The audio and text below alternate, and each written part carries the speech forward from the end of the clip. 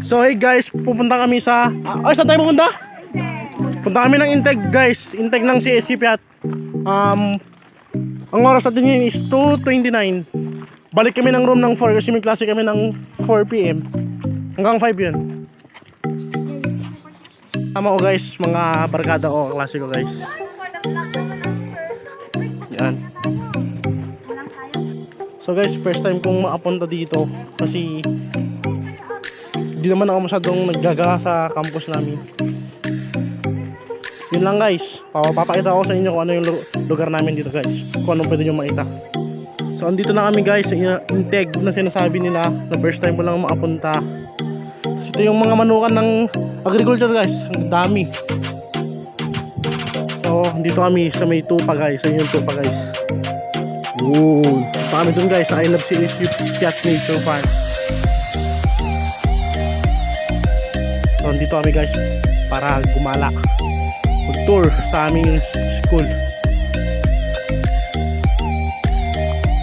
Yung mga kasama ko guys, mga kabarkada ko.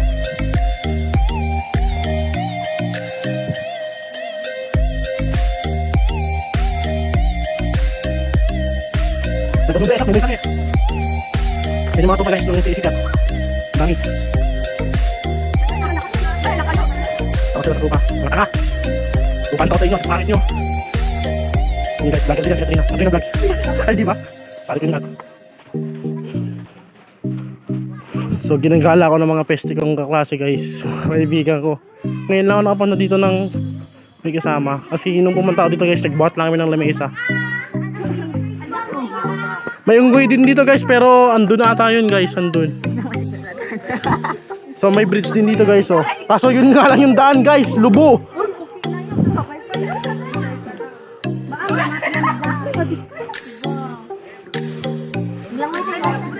Yung guys. May buhayan dyan. Guys sa bridge kasi may phobia ako dyan guys, muntik ako nahulog ng bata ako. Ito mga kasama ko guys. Kami kumuha dati ng lamesa guys, dyan park. Yeah. For the vlog naman po ako guys. Kailangan ko mamonetize sa YouTube guys. Hindi pwedeng hindi.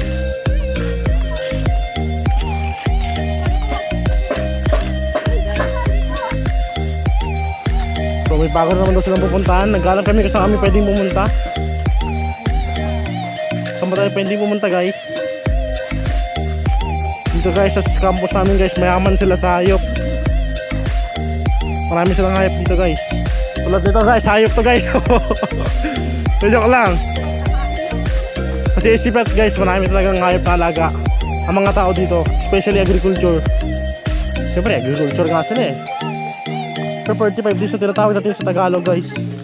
Ganito yung mga alaga ko sa bahay nung wala pa masyadong pasok. Medyo kalahati online, kalahati pasok.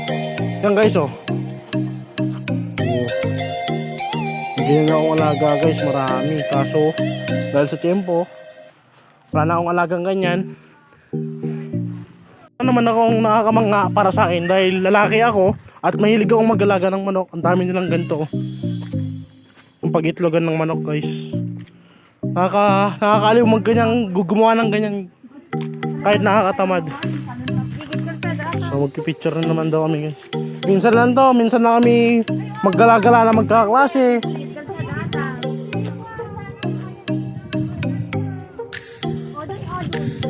So maraming tao dun guys.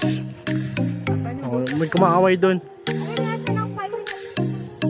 Magtatanim ata sila guys. Di ko alam kung magtatanim sila or what. Ganda dito guys. Masyadong malaki yung campus namin. Napakalaki. So nanggaling kami dun kanina. Ito na yung mga puta guys. Ay tupa pala. Tupa.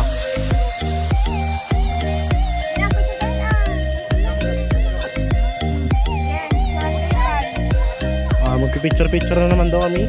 So guys, may rabbit pala dito sa campus namin. Napakalupit. May rabbit pala dito guys. So ang cute nila. Kaso puti lahat ata. So papakita ko sa inyo guys yung rabbit guys. So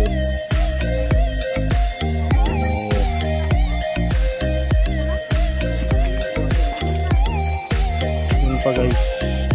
Lapit yan. Ang liliit ng manok guys. Astig. Oh, ang cute. Parang nag-concert siguro yan. Cute nila guys. So, update ko kayo guys kung napunta ko yung unggoy. Natin yung kapatid niya. Tay ko yung unggoy. Patwa na sa Nakita ko na to dati nung nagbuhat kami ng anang lamesa. Kaso, hindi ko na binalikan. Kasi nagbubuhat kami ng lamesa, napakabigat. Hindi na namin pinansin. Yung unggoy, nakakulong sila. I think it's lisensyado tong mga to, naalagaan ng CSU. So, bali parang may problema tong isa. Kasi itong isa is pagod na siguro, nababalatan na.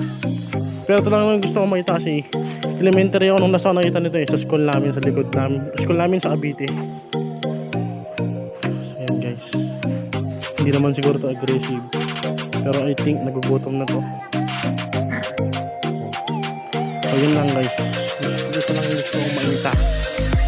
Ano yung aming Philippine brown deer or sa local name namin sugsa. So yan sila guys. Takot siguro sila sa tao. Medyo maatras na nung lumapit ako. So punta tayo sa ibang lugar guys. So ano yung mga ibigan ko na una na. So yun lang guys. Dito kami sa farm. Farm na to eh. Malaan lang tayo. Ito yung mga agriculture.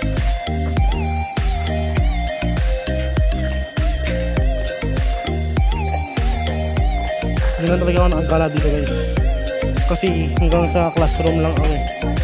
Sa classroom, sa likod, classroom.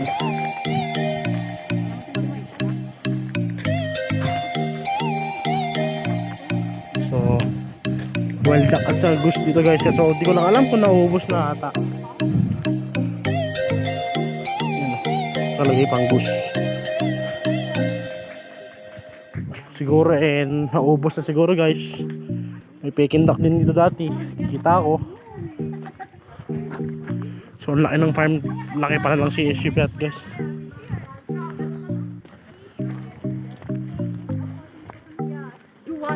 Sabi nga ni Ma'am G, dapat ano tayo explore.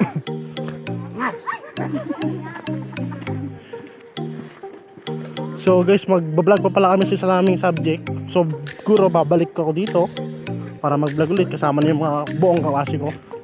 Kasi ito guys, puro kaibigan ko, mga barkada ko. Pero kaklase ko pa rin sila. So dito yung mga 4th year thesis nila. Yan yung thesis nila guys. Kahit gaano kahirap, pinipili ko na para sa kanila pangarap. Yun yung mga 4th year guys. Thesis nila. Diba thesis nila yan? Diba? Thesis na yan? Thesis daw nila yan guys.